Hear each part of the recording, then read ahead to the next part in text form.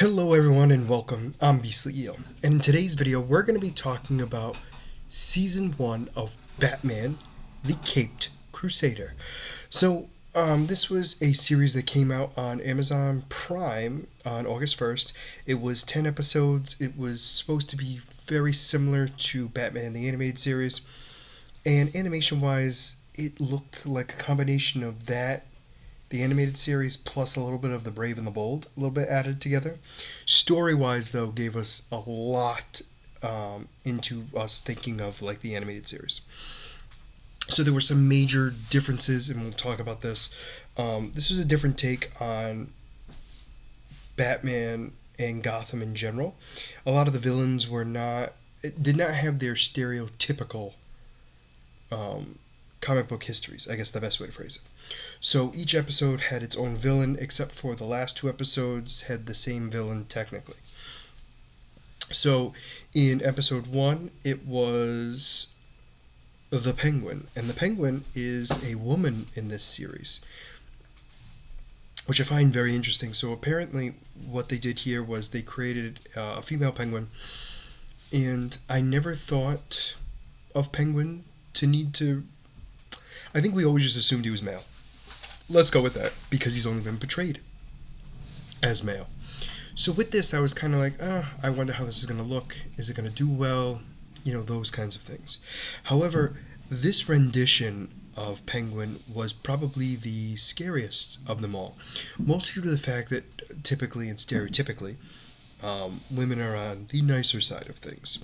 However, what they did to demonstrate that this penguin is probably dangerous is the fact that she was willing to kill her own children without even hesitating. If any of them turned on her, she would have removed them without a cause. Plus, she seems to be the only one that we know for a fact that has murdered a lot of people, and we know that by seeing the under the water with all the I don't want to say treasure chests because that's not what they are. They're basically like the chests, basically, where she put the bodies in and then would drop them into the water. And apparently, what she was doing was she was blowing up buildings in Gotham, and nobody knew. So, this rendition of Penguin was definitely, in my opinion, one of the better ones that we've seen. Mostly to the fact that they made the Penguin not a joke. And I know that's weird to say, but in a lot of the renditions, Penguin is a joke. He's deformed, they make a joke of it, kind of thing, where it's like he's not or couldn't be a real villain. Where in this one, they made her a great villain. And they made her intimidating, but also like very much dual personas. She had the face where she was in front of the cops and everything, and she was super elegant acting and, flirtatious with all of them. And then on the other side, she was willing to murder, like I said, her own children. So definitely a different take on that piece. So then we move on to episode 2, which was Clayface. Now, Clayface, as we know, is the character that's basically all made out of clay. A former actor failed, tried to make himself in some renditions make him look younger. In this rendition, it was a little bit different because he was a phenomenal actor. However, because of the time frame they're in, he did not have the face to be a leading man. He had the talent, but not the face. He had a homely looking face, is I guess the best way for them to describe it. And so he wanted to fix that. So he worked with this everyone called him a con artist, but he was a makeup artist, and apparently gave him a serum that gave him the ability to manipulate his face to look like anybody he wanted. And because of his acting abilities, he was able to make people believe that he was the people he was pretending to be. This was a very interesting take on Clayface. It was probably, I think, very similar to like how he is in general, but I like the idea of him being just a phenomenal actor the entire time, which I like more than anything else, because that's what makes him a little more interesting. That's kind of why I like the Harley Quinn version of him. He's a Shakespearean actor. Granted, he stays in his clay form. This guy doesn't have a clay form, he just has a distorted face. which I do not have a problem with whatsoever. And because of his years of acting and skills he's built, he's skilled in stage combat, which has helped him to go toe to toe against Batman. Obviously, he loses, but you understand the point I'm making. So in that one, it was interesting to see Clayface in that kind of limelight. So then in episode 3, we have Catwoman. Now, this rendition of Catwoman I was not super pleased with, because what they did with Catwoman here was she started out rich. Granted, it might have been fake rich. What I mean by that is apparently her family stole and embezzled all the money, so she then lost it. So she started off rich and then became poor, and then started to steal to keep herself rich. Wasn't a huge fan of it personally. I did like some of the stuff that she did. She created a costume because Batman has a costume. She created a Catmobile because Batman has his Batmobile. And I found that very interesting. However, she got what she deserved by not paying her staff any money for 3 years. That her staff turned on her, sold all her stuff, and she was left in jail to basically rot. Thought that was interesting. Episode 4 I felt like was the saddest because I will say this, and I will admit this right now. I thought this episode's main villain was Firefly. I was wrong. Apparently, Firebug is an actual Batman villain as well. He is apparently as weird as it sounds, less stable version of Firefly, and because he doesn't have fly in his name, he does not fly either. However, his basic abilities are the same. He uses fire to burn things. Pyromaniac, loves fire, and not completely in touch with reality. He was being used by the GCPD, specifically the two most corrupt cops ever to exist, um, Flask and oh my gosh, it's gonna bother me now.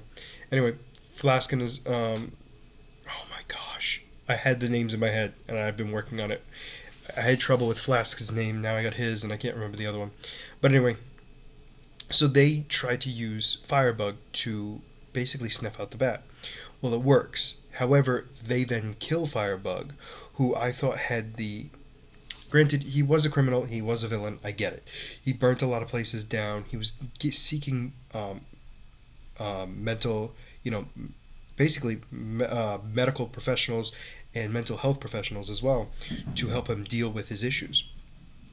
Was released by these two cops who were horrible. Bullock, Flask and Bullock. Now I got it. And because of that, he dies.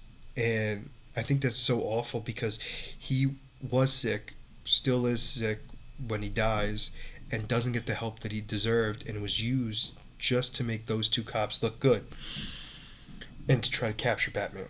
So with all that, I felt bad the most for him. Um, Even though he caused a lot of damage and everything else, property damage and all that stuff, I just felt bad because he went out in such a sad way. Episode 5 was Harley Quinn, which was the most. How do I want to phrase this? This was the most unlike Harley Quinn rendition of Harley Quinn ever. However, loved it. So this Harley Quinn is a psychiatrist. She basically is the only one in Gotham, it seems, because she works with everybody. She got sick and tired of all the rich people not doing the right thing, treating their employees bad, complaining that their families are awful and all these things, and they're not learning that they have it really good. And so the ones that are really bad, she kidnaps, tortures them, and breaks them down mentally until they realize that they need to give away all their worldly possessions for them to truly understand how great their life was to begin with. I think she calls herself the Jester more than she does anything else. So I'm wondering if that's what she's going by for right now. But this is a more serious version of Harley Quinn that we've ever seen. She has more of the typical characteristics when she's in her outside persona. However, when she's Harley Quinn, she is very much stoic and serious the entire time. It ends with her falling out of falling down this out of this mansion that was collapsing and into the water, a rocky water. However, she somehow survives. Episode 6 was The Gentleman's Ghost, which I did like, mostly due to the fact that we got a taste of supernaturalness in this universe, and I thought that was kind of cool because everything we seen were just people in costumes. This was a legitimate supernatural ghost, and I thought that was kind of cool. Also, the fact that Batman didn't believe in ghosts and then had to believe in ghosts because he was fighting a ghost and was losing. Um, this also boosted up his relationship with Alfred, which I'll talk about a little bit towards the end of this video. But yeah, so he had to fight a ghost, a racist ghost, who stole from the poor to give to the rich. Reverse Robin Hood, not making it up. But the gentleman ghost had to be taken out by using the blood of a nobleman in the deed of the house and burning it. Batman was able to defeat him, lock him up in some sort of jar, and gave it to a magic man. The next episode, if I remember correctly, is it Narcan? Hold on 1 second. Um, so it what is going on here? Oh, alright. So the next episode was Onomatopoeia, the villain. And Onomatopoeia was hired somebody to take out Gordon. It turns out that he was supposed to be taking out Barbara Gordon, and everyone just assumed it was Jim Gordon. But anyway, his abilities is he's an assassin, but he only talks in onomatopoeias. And for those of you who don't know what that is, um, it's apparently like bang, bang, bang, whoop, slap, slip, slip, slip. It's words that are to, like, words that are the sounds. So like drip, drip, drip, splat, things like that nature. And he can only talk like that. I thought he was Deadshot. I was wrong. So anyway, it was a huge plot twist in this episode, mostly due to the fact that we assumed it was Jim Gordon that was the target. Turned out to be Barbara Gordon the whole time. Batman stops the hit, stops Onomatopoeia and his crew, and Barbara Gordon is safe. We then have the next episode, and the main villain is Nocturne, which is a little girl who apparently absorbs the life energy of people to make herself strong. And this was a very sad episode because she gets obsessed with power, so she absorbs more and more children who are missing now. And her brother tries to stop her. She then pushes her brother, not realizing how strong she is, and kills her brother. Now, she doesn't know he's dead yet, but when she finds out, she starts panicking and wants to die. And apparently, if she stays in the sun, she burns up. So very vampire-like. So she wants to die, and Batman won't let her. So he picks her up, covers her up in his cape, and gets her to safety into the hospital. This takes me back to I don't remember if it was the Justice League or Justice League Unlimited, where he does a similar thing with Ace, and he stays with her the entire time until she dies. And it just hit me in the heart. The heart's like, oof. Like it hit in the feels, like big time. Overall, still a great episode. 9 and 10 are about Harvey Dent / Two-Face. So we get the beginnings of Two-Face and the end. So the whole thing is Harvey Dent uses the Falcons to build up his campaign. However, he then backs away from them and does not do what they ask. And he then gets acid thrown out of his face, which turns him into Two-Face, which then he goes on a killing spree. Batman has to stop him. He then he gets arrested. He then goes to prison. He gets released from prison, where the entire Falcone gang, or mafia, is out hunting him down to kill him. So he then teams up with everyone, even though he doesn't want to. Barbara Gordon, Detective, and Jim Gordon, along with Batman, all fighting to save Harvey Dent. But again, Harvey Dent gets shot and killed That, my friends, is how Two-Face ends his life. So we have the two corrupt cops who are also in this, and they're in throughout the entire series. They don't have any story arc. They're the worst people on the planet. However, it seems at the end of this season, they get caught in their crimes that they've committed, but we're unsure if they actually get punished. Barbara Gordon and Jim Gordon, the two of them are, well, one, Barbara is a lawyer in this, which is very interesting to me to begin with.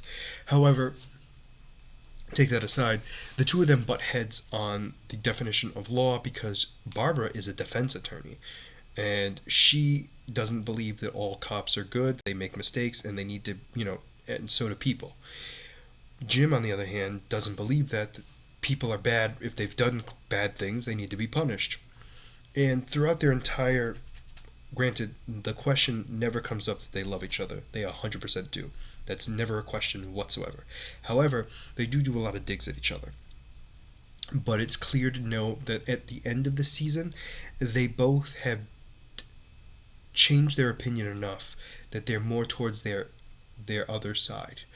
So Jim Gordon realizes that Batman isn't all that bad, and then Barbara Gordon realizes that the criminals are bad. Like, people can be just bad, and that's how they are. And she's realizing that as well. But their relationship is very nice to see as well. Now, Batman and Alfred's relationship was the weirdest one of them all, because Batman treated Alfred like a servant in this for the most of the series. And it was very depressing to see because we're so used to him, Alfred, being Alfred, but he doesn't even call him Alfred. It's Pennyworth. And I feel so bad because we lost a lot of that. However, the season progresses and he realizes more and more that Alfred means more to him. And it wasn't until the very end of season 1 where he calls him Alfred for the first time in the entire series. And it's a shock because he's only called him Pennyworth. And it shows that there's a relationship there that was never there before. And that Batman's ready to take on any evil that's out there. To do what he needs to protect the city. Overall, thought this season was pretty cool. There were different takes to characters that I liked. It was fresh. It was interesting. They tried to make Batman sound like Kevin Conway from the animated series, and they did a decent job without making it the same, and I thought that was awesome. I thought overall it was great. There could have been some things that were better, but overall, it was a 10-episode season, and it was for opening season. I thought it was pretty good. Let me know what you guys thought about this season down in the comments below. Did you like it? Did you not? And why? And as always, if you like the content you see, please make sure to like and subscribe down below. Other than that, this is going to be Beastly Eel signing out. Have a great night. Bye-bye.